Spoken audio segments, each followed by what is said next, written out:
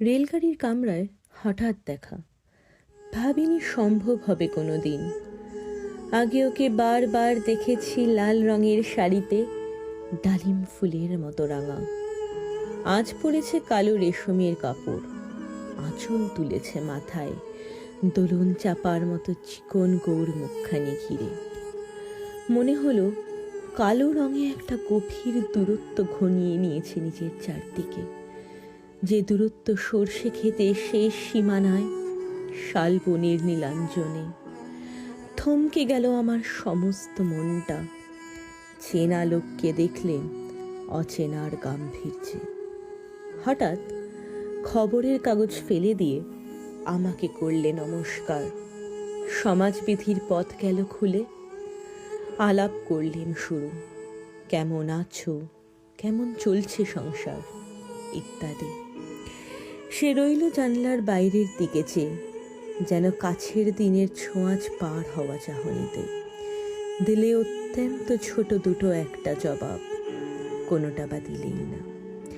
বুঝিয়ে দিলে হাতের অস্থিরতায়, কেন এসব কথা, এর চেয়ে অনেক ভালো চুপ করে থাকা। আমি ছিলাম অন্য বেঞ্চিতে ওর সাথীদের সঙ্গে।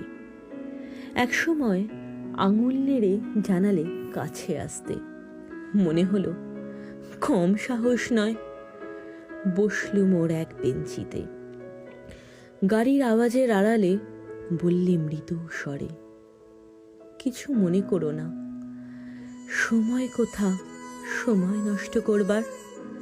আমাকে নামতে হবে পরের স্টেশনে, দূরে যাবে তুমি, দেখা হবে না আর কোনো দিনই। তাই যে প্রশ্নটার জবাব এতকাল থেমে আছে, শুনবো তোমার মুখে, সত্য করে বলবে তো? আমি বললেম বলবো। বাইরের আকাশের দিকে তাকিয়ে শুধলো, আমাদের গেছে যেদিন, একেবারেই কি গেছে, কিছুই কি নেই বাকি? একটুকু রইলেন চুপ করে, তারপর বললেন, রাতের সব তারারাই আছে দিনের আলোর গভীরে।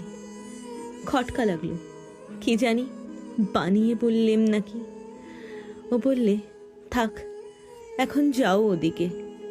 সবাই নেমে গেল পরের স্টেশনে, আমি চললেম